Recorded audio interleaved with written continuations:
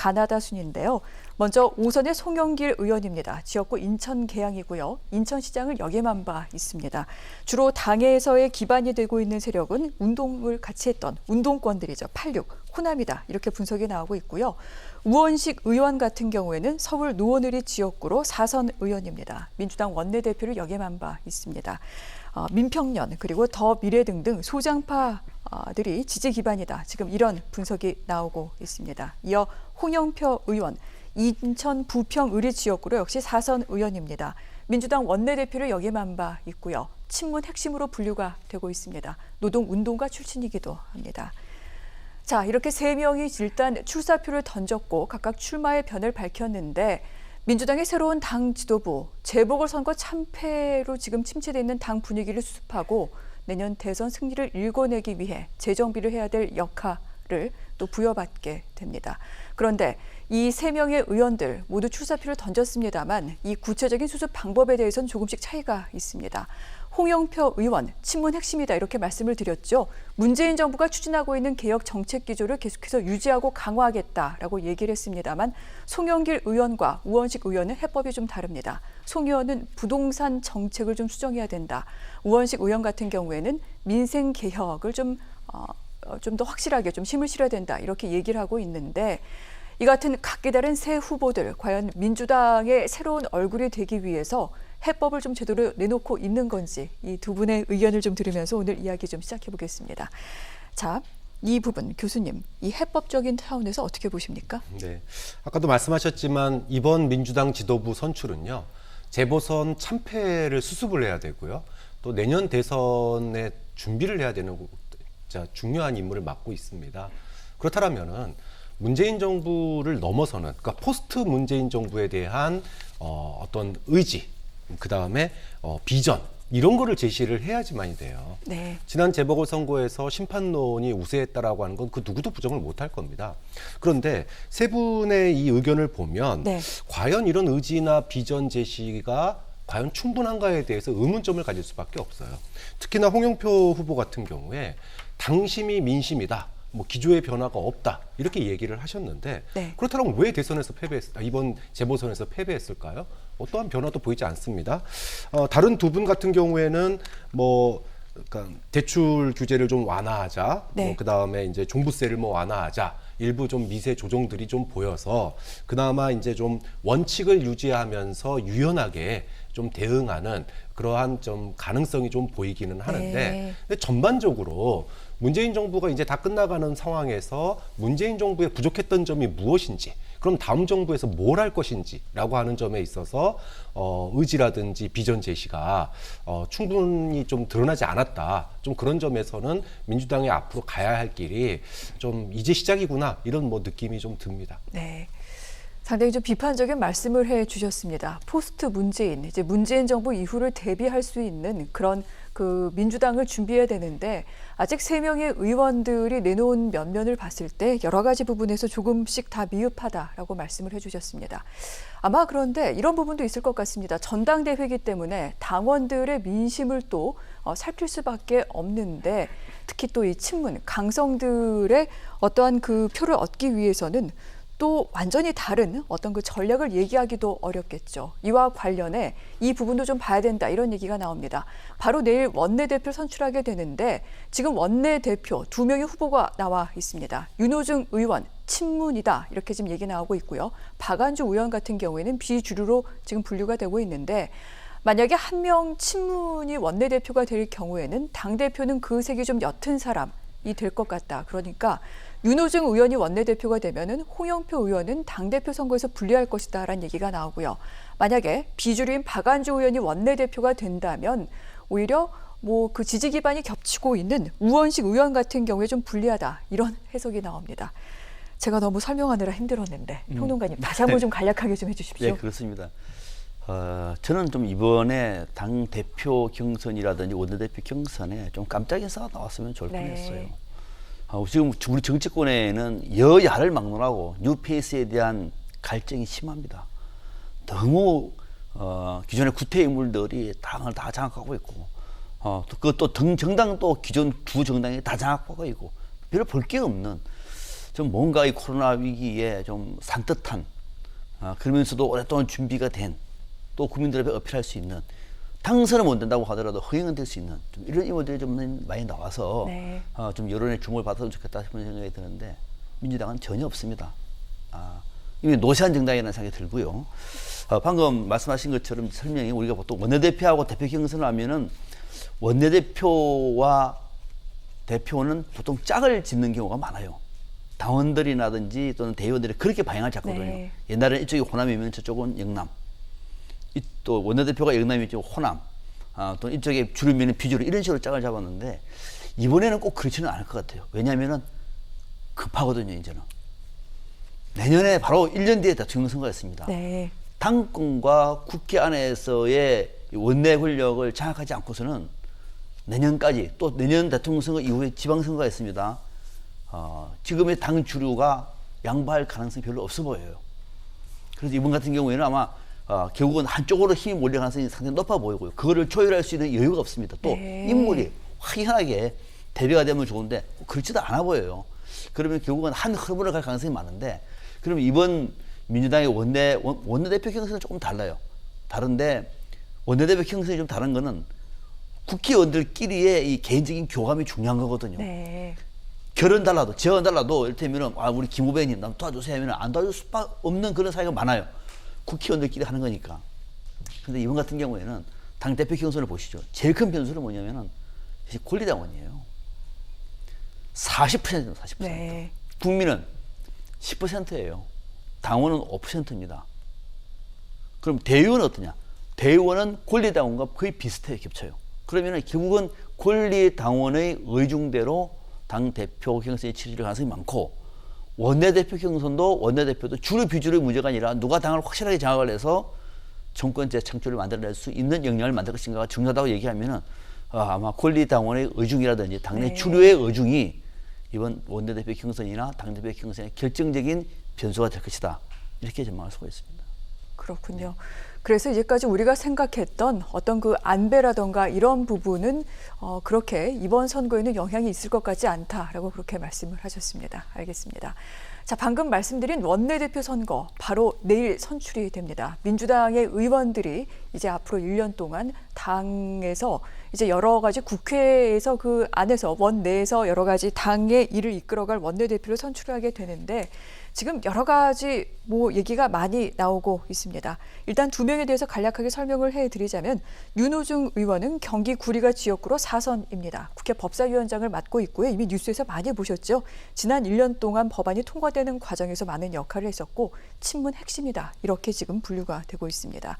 박완주 의원 같은 경우에는 충남 천안의리 지역구로 3선입니다. 민주당 최고위원을 지냈던 바 있고요. 윤 의원에 비해서 비주류다. 그리고 86그룹이다. 이렇게 지금 분류가 되고 있습니다.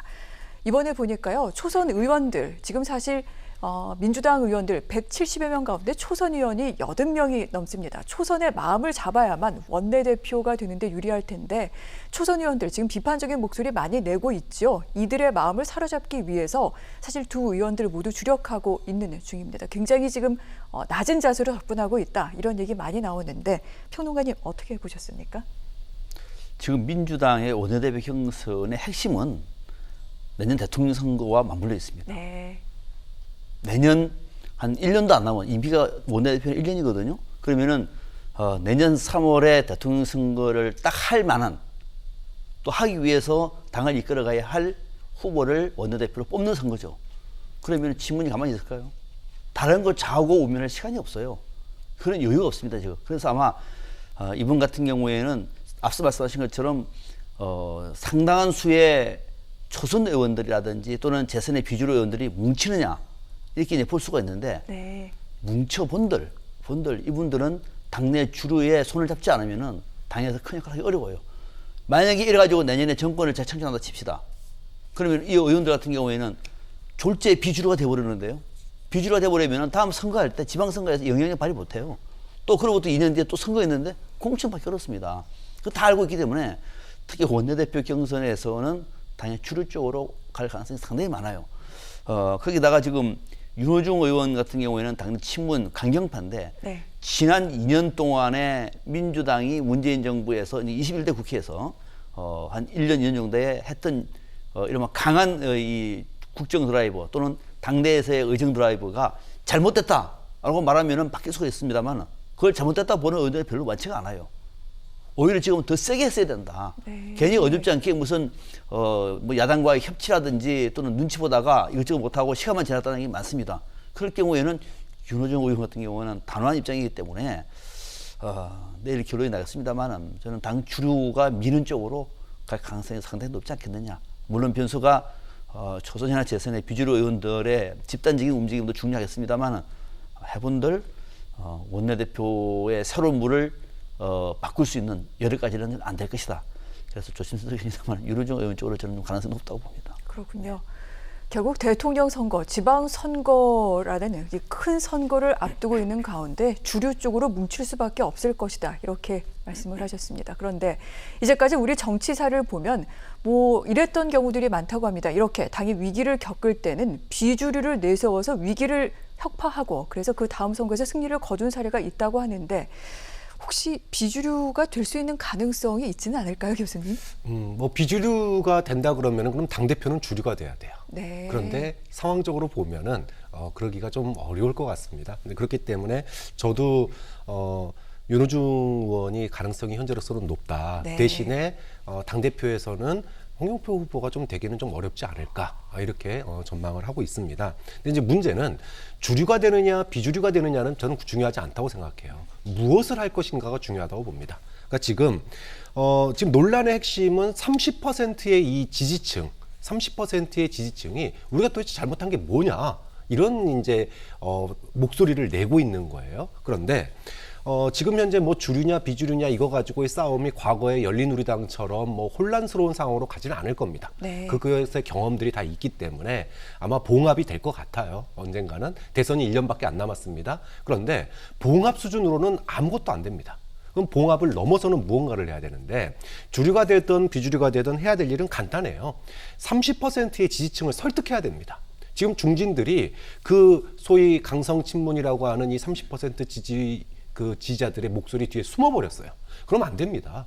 30%의 지지층에게 돌을 맞더라도 네. 그 사람들을 설득을 해가지고 우리가 다음 대선에서 이기려면 나머지 국민 20% 설득해서, 즉 중도층을 설득해서 우리가 대선 승리 전략을 짜야 된다. 그렇게 해서 현재 지지층을 갖다가 설득하고 네. 그다음에 중도층을 갖다가 흡입할 수 있는 그런 대안을 제시하는 쪽으로 당의 분위기를 이끌어가야지 과거에 뭐 조국이 어땠냐, 뭐 당청 관계가 어땠냐 이렇게 자꾸 과거 지향적인 논란으로 가버리게 되면 미래에 대한 얘기를 할 수가 없어요. 너무나 좀 그런 점에서 지금의 그 소위 책임론 공방, 네. 도대체 왜 우리가 왜 졌느냐라고 하는 부분에 대해서 당연히 과거를 돌아볼 수밖에 없지만 중요한 것은 이 와중에도 미래를 얘기하는 사람이 필요하다. 좀 그런 점이 지금의 모든 논쟁이 뭐 조국 때문인지 아닌지 이렇게 가는 거는 굉장히 소모적이라고 봐야죠. 알겠습니다.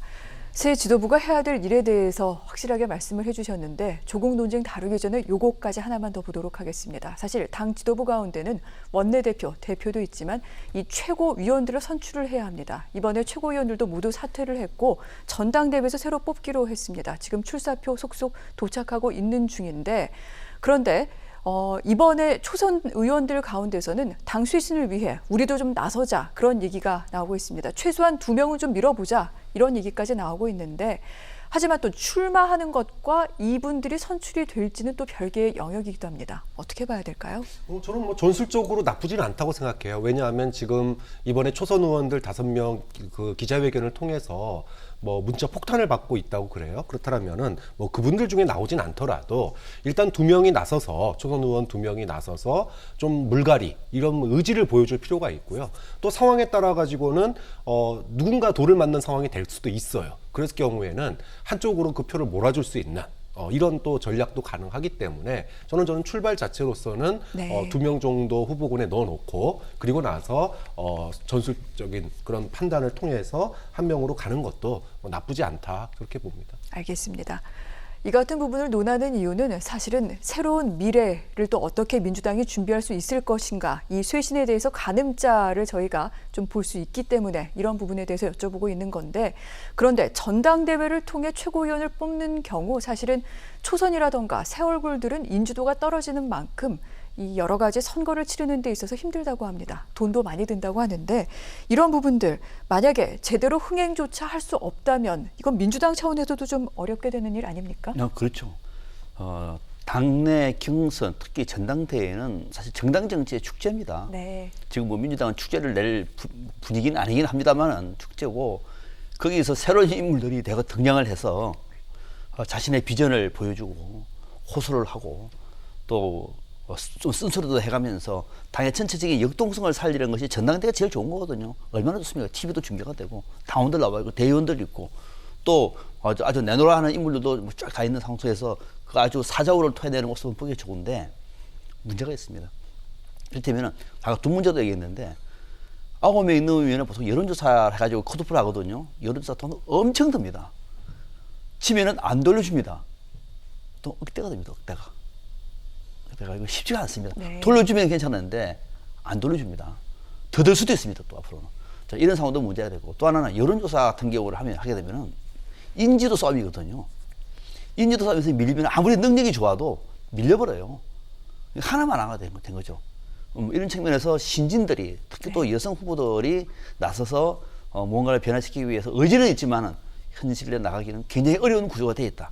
그걸 알면은 저는 이번 같은 경우에도 만약에 초선 의원들이 나서게 되면은 비용을 좀 줄이자. 나머지는 당에서 좀 보자자. 그리고 3선 이상 되면 돈 더 내라. 네. 뭐 이런 거. 이런 구조가 있으면 상당히 좋았을 텐데, 물론 그럴 만한 논의를 할 여력이 없었어요. 그죠? 선거에 치고 난 다음에 다 이렇게 한방 먹는 바람에 그런 시간이 없었는데, 앞으로 그런 고민. 또 여성 같은 경우에는 다른 선거에서는 상당히 나름대로 가산점을 주지 않습니까?